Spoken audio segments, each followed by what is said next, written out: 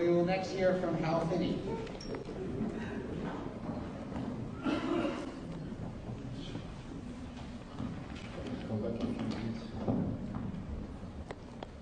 I want to prove to you that I know a message that hashes to a given hash value using the SHA-1 hash. I don't want to reveal anything about the message to you. It's a zero-knowledge proof, and I've written a program to do this, which I will tell you about.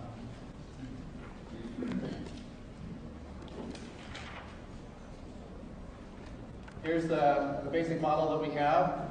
Peggy the prover knows the message, and we have Victor the verifier that she's going to make this proof to.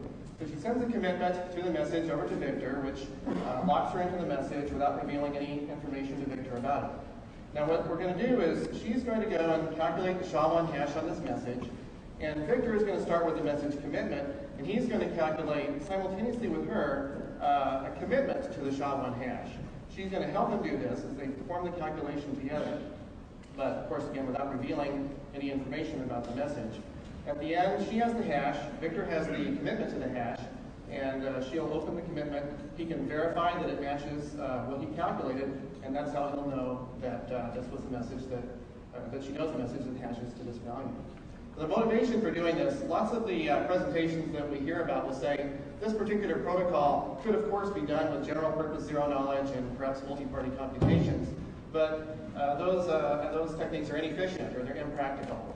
So I wanted to find out just how inefficient, just how impractical they really are.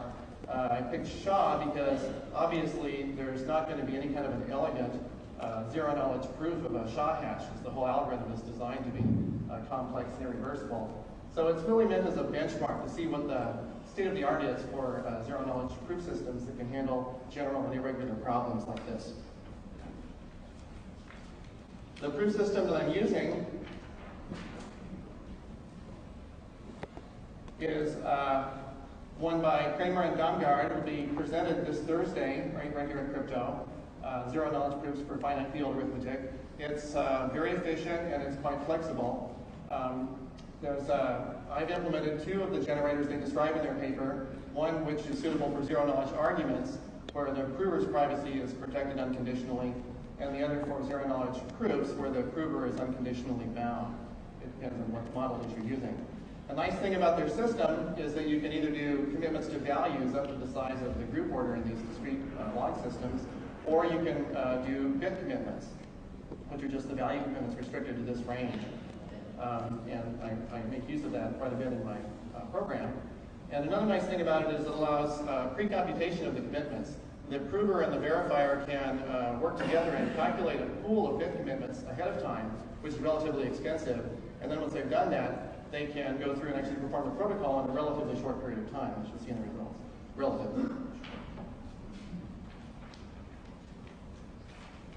Just a brief description of what SHA-1 looks like. Not going to try to really describe it, but just give you an idea of what operations are involved in it that we have to be able to simulate. The message, in the case that I'm doing here, the message is known to fit in just one SHA-1 buffer. So there's that amount of information is leaked about it, but it does not the actual length of it. The message is padded in this 512-bit buffer, which is then treated as 16 words. The rest of this W array is filled up. It's an 80-word array of 32-bit words, using each of these entries as a result of 4 XORs of earlier entries in the array and a rotate. So this creates the W array, which is where the input comes from.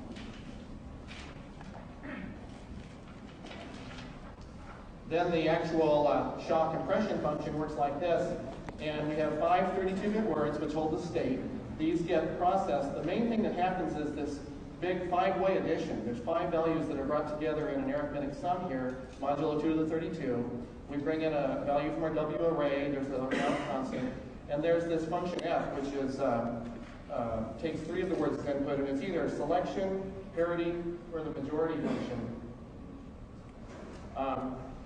And then these are done bitwise arithmetic, whereas this again is modulo 2 to the 32. So that's where it's helpful in the Kramer and Damgaard system that you can do both kinds of calculations.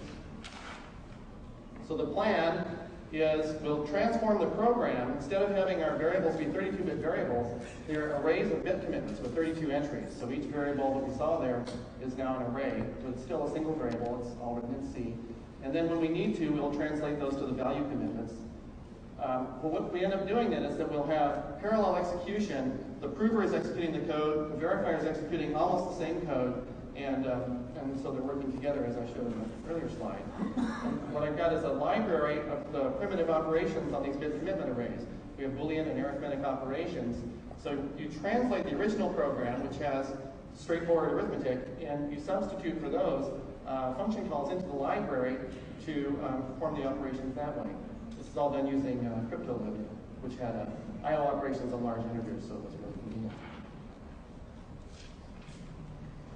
I'll show you just a little sample of the code. I'll show you both in the form in which it's used in the zero-knowledge proof and in the original form, so you can side by side and see what kinds of transformations have to be done. Originally, this is just a fragment of the compression function. Here's where we're doing the add function. There's the 4 different types that are used. And here's the big add that I showed, where there's 5 values coming together and being added. So the corresponding code over here, once we've converted it to work with the zero-knowledge proof, each of those operations has become a function call. Here's that 5 operand add, and I now have a function which adds the 5 values. So that's the kind of substitution that you have to do. And so, the real question then is how long will all this take, and how long does it take to execute? Pre-computation, as I described, is relatively costly. This is where we set up a pool of bit commitments between the two sides. For the case of a SHA-1 argument, where the prover is privacy is protected, it takes 40 minutes to calculate that on my machine, which is the 200 MHz Pentium. 6 megabytes of data is exchanged. And then when you actually go to the protocol, it only takes 100 seconds with 22 kilobytes. The zero-knowledge proof takes about twice as much resources. So if anyone is interested in seeing how this stuff works, this is my email address right there. And that's it. Thank you.